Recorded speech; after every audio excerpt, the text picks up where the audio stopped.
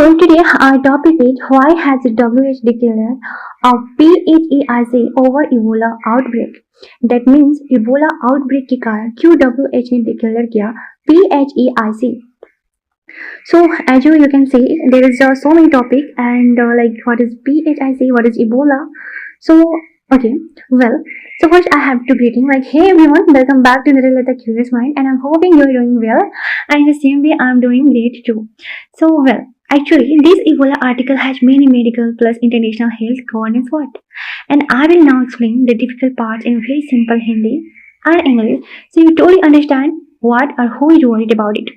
Okay, well, as you know, whenever I come, so I just bring some topic that is the vocabulary, phrase, idiom to make you understand the whole article news.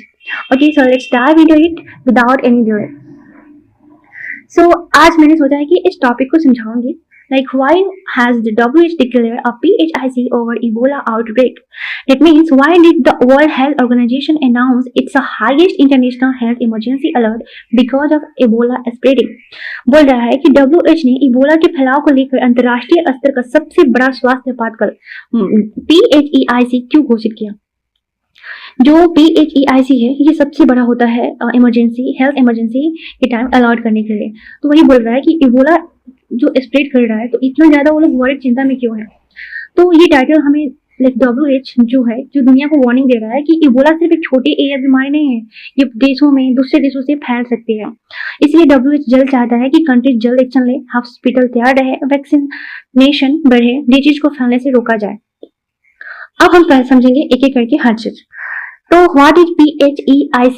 PHEIC means public health emergency of international concern. WHO का highest global health alert, जब कोई बीमारी बहुत तेजी से फैलने लगे, कई देशों के लिए खतरा बन जाए, ग्लोबल इमरजेंसी बन सकती हो, तब WHO PHEIC डिक्लेयर करता है। आई hope it's clear now and like what is the PHEIC। और दूसरी बात, आप सब न्यूज में देखे होंगे कि इबोला काफी मतलब चिंता इसलिए है क्योंकि ये क्या बोलते हैं जानवर से मनुष्य में फैल रहा है और ये सिटी तक पहुंच गया है। और अगर मतलब कोई चीज गांव तक होती है या फिर किसी एरिया में होती है तो उसे हम कंट्रोल कर सकते हैं, लेकिन जब सिटी में होती है तो पीपल मोस्टली ट्रैवल करते हैं, तो यहाँ पे क्या होगी, स्प्रेड करने का चांस ज्यादा होगा। यहाँ पर मैंने आप लोग के लिए एक लाइन मीनिंग लिखा है टाइटल को अंडरस्टैंड करने के लिए कि WHO declared a global emergency because Ebola has become a serious international health threat. खतरा बन चुका है, स्वास्थ्य खतरा, थ्रेट मतलब खतरा। WHO ने वैश्विक आपातकाल घोषित किया क्योंकि इबोला अंतर्राष्ट्रीय स्वास्थ्य खतरा बन गया। अब ये इंटरनेशनल हेल्थ थ्रेट बन चुका है, इसलिए WHO ने PHI के तहत इसको क्या किया, घोषित किया। ओके, तो हाँ, तो चलिए हम समझते हैं important phrase and expression from this article. आज का थोड़ा सा लेंदी लगेगा, लेकिन मैं ट्राई करूंगी कि मैं कम ही समझाऊं और उसको हिंदी समझा दूंगी, तो आई एम होपिंग कि आप समझ जाएंगे because you are mature enough, good enough to understand. So let's talk about it one by one. हाँ, so the our first is public health emergency. That means a dangerous health situation affecting many people. सार्वजनिक स्वास्थ्य आपातकाल, जहाँ पे public health emergency होता है, जहाँ पे सार्वजनिक जो होता है इमरजेंसी हो जाती है हेल्थ को लेकर, उसे बोलते हैं public health emergency. So how could you make sentence with this? WHO declared a public health emergency. WHO ने सार्वजनिक स्वास्थ्य आपातकाल घोषित किया। Next is international concern. ये आपको पता होगा कि अंतरराष्ट्रीय चिंता को, a problem affecting many countries globally, that is called international concern. Sentence would be Ebola became an international concern. Ebola अंतरराष्ट्रीय चिंता बन गया। Next is contain the outbreak to stop the spread of disease. Outbreak मतलब होता है spread, तो वही कर रहा है कि स्टॉप करना है। contain the outbreak to stop the spread of disease, प्रकोप को नियंत्रित करना, उसे बोलते हैं contain the outbreak. Sentence would be doctors worked hard to contain the outbreak. Doctor ने प्रकोप रोकने के लिए कड़ी मेहनत की। And next is rapid isolation, quickly separating affected people. त्वरित अलगाव, यानी कि जिस व्यक्ति को अफेक्टेड है उसको जल्दी से हमें क्विक अलग करना है, rapid isolation. Sentence would be rapid isolation reduced infection spread. त्वरित अलगाव ने संक्रमण का फैलाव कम कर दिया। ओके, मतलब जल्दी हम अगर लोगों को अलग करते हैं, सेपरेट करते हैं क्विकली, तो क्या हो जाएगा, जो भी संक्रमण है यानी कि इन्फेक्शन है वो कम करेगा, कम होगा, कम फैलेगा, है ना। And the next is contact tracing. That means finding people who came near infected patient. संक्रमित लोगों को संपर्क की पहचान करना, उसे बोलते हैं कॉन्टैक्ट ट्रेसिंग। ट्रेस कर रहा है, पहचान कर रहा है। Okay, the sentence would B contact tracing help control Ebola. संपर्क पहचान ने इबोला को नियंत्रित करने में मदद की। इससे क्या किया जा रहा है, लोगों को पहचान करा जा रहा है कि कौन से व्यक्ति अफेक्टेड है, इन्फेक्टेड है ना। And next is safe burial. Properly handling dead bodies to stop infection, सुरक्षित अंतिम संस्कार। बोल रहा है कि जो ब्यूरियल्स होते हैं ना उसको safe man properly handling dead bodies to stop infection. अगर हम उसको प्रॉपरली हैंड करते हैं तो क्या होता है, हम इन्फेक्शन को स्टॉप कर सकते हैं। WHO emphasised safe burials during Ebola, WHO ने इबोला के दौरान सुरक्षित अंतिम संस्कार पर जोर दिया है। And next is ring vaccination, vaccinating people around infected patient. क्या बोल रहा है, घिराव टीकाकरण, मतलब जो ring like vaccination people around infected patient, जो वैक्सीनेशन पीपल होते हैं वो क्या होते हैं, अराउंड होते हैं इन्फेक्टेड पेशेंट के आसपास। तो ring vaccinated stop further transmission, घिराव टीकाकरण ने आगे संक्रमण को रोक दिया। मतलब समझ रहे हैं ना, जिसको वैक्सीन हो चुका है तो उनके पास जो इन्फेक्टेड पेशेंट आएंगे तो उनको रोका जा सकता है वैक्सीनेशन से।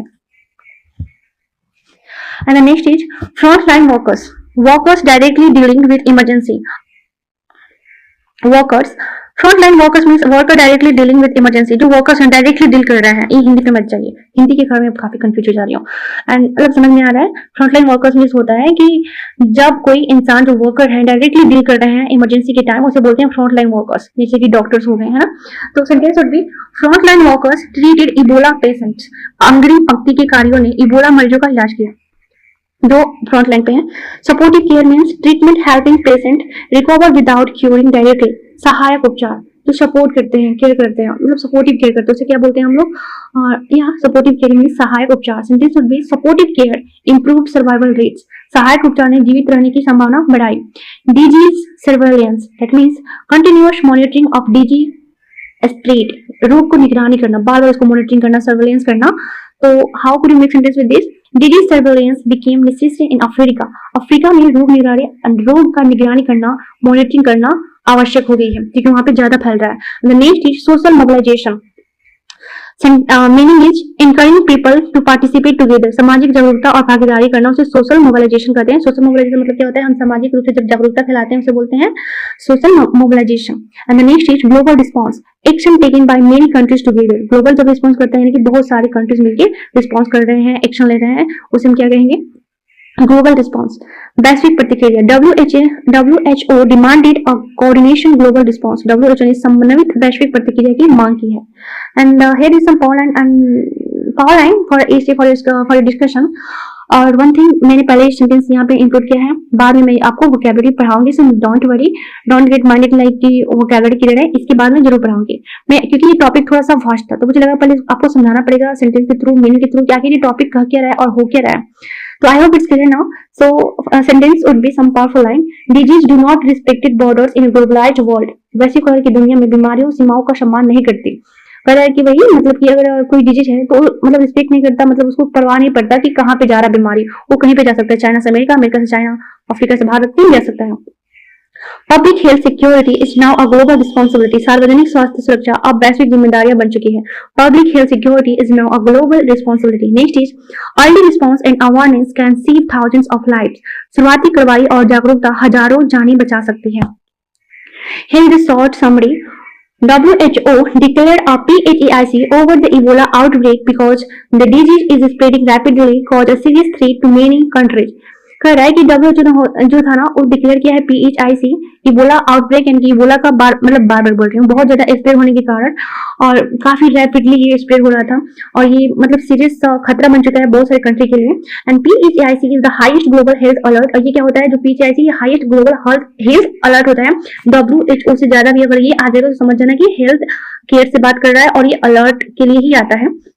तो WHO wants countries to take quick action, और WHO चाह रहा है कि जल्दी से लोग एक्शन लें जो कंट्रीज हैं, नहीं तो कोरोना वैक्सीन जो कोरोना काल ऐसा पीरियड रहता वो सिचुएशन बन सकती है।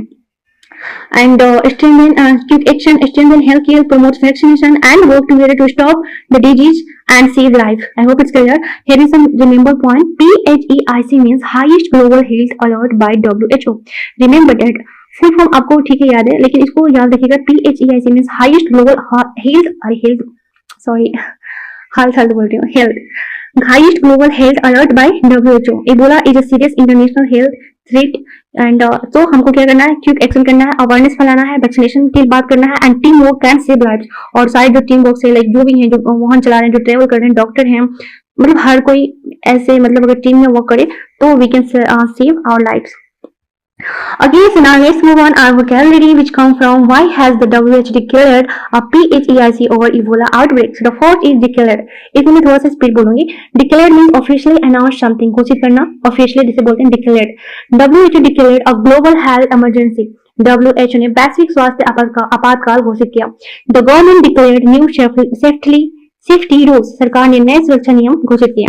Next is outbreak. Sudden spread of disease और वायलेंस. किसी भी वायलेंस, किसी भी डिजीज का जो अचानक से फैल जाता है उसे बोलते हैं outbreak. Ebola outbreak created panic in Africa. Ebola के प्रकोप ने अफ्रीका को डर पैदा कर दिया अफ्रीका में. Next is the outbreak spread rapidly in village. प्रकोप तेजी से गांव में भी फैल गया है. नेक्स्ट इज जो कि आप जानते हैं PHEIC public health emergency. Public health emergency of international concern. ये क्या इंटरनेशनल होता है? इंटरनेशनल चिंता होती है तो international concern. WHO highest alert for dangerous international health threats. अंतरराष्ट्रीय सार्वजनिक स्वास्थ्य आपातकाल. Sentence WHO declared Ebola a PHEIC. WHO ने इबोला को अंतरराष्ट्रीय स्वास्थ्य आपातकाल घोषित किया. PHEIC alerts countries to act quickly. PHEIC देशों को जल्दी कार्रवाई करने के लिए सतर्क करता है. Next is transmission. Transmission means to spread of disease from one person to another. Outbreak मतलब होता है किसी भी चीजों को फैलाना, और ट्रांसमिशन मतलब होता है कि जब एक पर्सन से दूसरे पर्सन में जब क्या बोलते हैं डिजीज जाता है उसे बोलते हैं ट्रांसमिशन. संक्रमण फैलाना को बोलते हैं transmission. Ebola transmission occurs through body fluids. Ebola का संक्रमण शारीरिक द्रवों से फैलता है. And next is containment means stopping a disease or danger from spreading. नियंत्रण करना, रोकथाम करना बोलते हैं containment. Sentence would be WHO focused on outbreak containments. WHO ने प्रकोप नियंत्रण पर ध्यान दिया. Quick containment saved many lives. तेज रोकथाम ने कई जानें बचाई. And the next is zoonotic.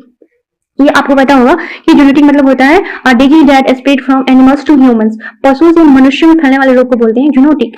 Sentence would be Ebola is a zoonotic disease. Ebola एक पशु जनित रोग है. Many virus are zoonotic in nature. कई वायरस पशु जनित होते हैं. And the next is contaminated. That means made dirty or affected by harmful substances. जो दूषित चीज होता है, संक्रमित होता है, उसे क्या बोलते हैं? Contaminated surface spread infection. दूषित सतहों ने संक्रमण फैलाया. The water became contaminated. मतलब दूषित हो गया, पानी दूषित हो गया. कंटेमिनेटेड. और नेक्स्ट इज एपिडेमिक. ये पता होगा आपको. एपिडेमिक मतलब क्या होता है? महामारी. Disease spreading quickly among many people. उसे बोलते हैं महामारी. बहुत सारे लोगों में फैल जाता है, उसे क्या बोलते हैं? एपिडिक नहीं, epidemic. Ebola became a deadly epidemic. Ebola एक घातक महामारी बन गया है. The epidemic affected thousands of people. महामारी ने हजारों लोगों को प्रभावित किया. Next is mortality means the number of death caused by disease. जो मृत्यु दर होता है किसके कारण? रोगों के कारण, रोग यानी कि डिजीज के कारण, उसे बोलते हैं mortality. Sentence would B early treatment reduced mortality. शुरुआती इलाज ने मृत्यु दर कम की. The disease had high mortality. इस बीमारी की मृत्यु दर अधिक थी.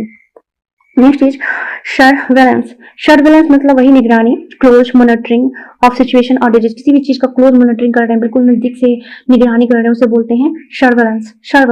एंड नेक्स्ट इज स्टिग्मा मतलब fear of society.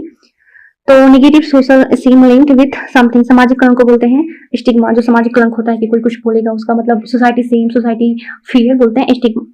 Next is prophylaxis. That means treatment given to prevent disease. No रोग निर्धारक उपचारक. Prophylaxis means treatment given to prevent disease. रोग निरोधक उपचार. जो रोग को निरोधक उपचार देते हैं उसे बोलते हैं प्रोफिलैक्सिस. आई थिंक यहाँ पे सेंटेंस मैंने नहीं बनाया है क्योंकि मुझे लगा कि ये प्रोफिलैक्सिस एक ऐसा ही वर्ड लगा, मतलब एक होता है, it is just a word. And stigma का मैंने बहुत पहले ही पढ़ा दिया है, सर्विलेंस का भी पढ़ा दिया, तो मैंने बस मीनिंग डाला है. So I hope it's clear now. Now let's move on our news article to make people understand with segregation. Without any delay we can move on.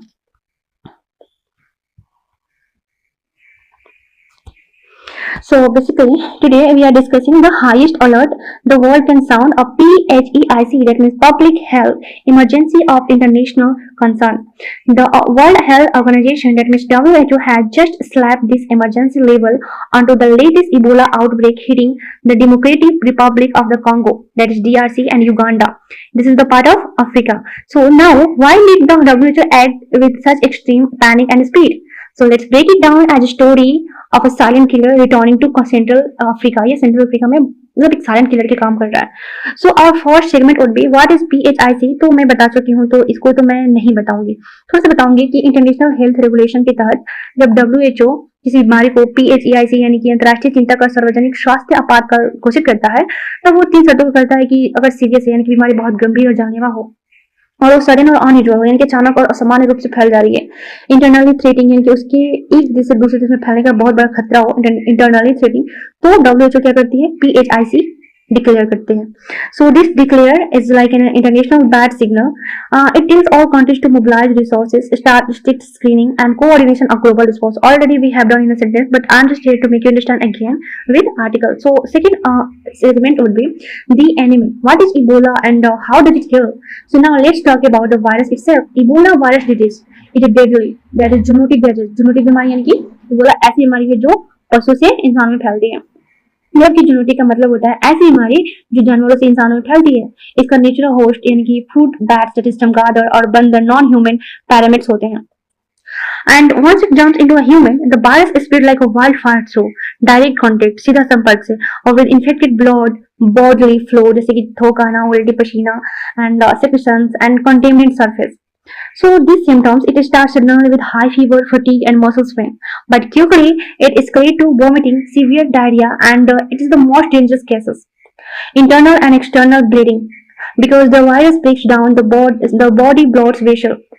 ये क्या होता है कि जब भी अगर इबोला जैसा हमको फील मतलब अरे इबोला डिजीज का आपको पता करना है, तो उसका सिम्टम्स होता है कि आपको बहुत ज्यादा थकान फील होगा, फीवर, फटीग, मसल पेन हो जाएगा, और सीवियर डायरिया यानी कि बार बार मतलब होता है लूज मोशन होता है, डायरिया, वोमिटिंग होना चालू स्टार्ट हो जाएगा। तो ये क्या है, इसके सिम्टम्स होते हैं।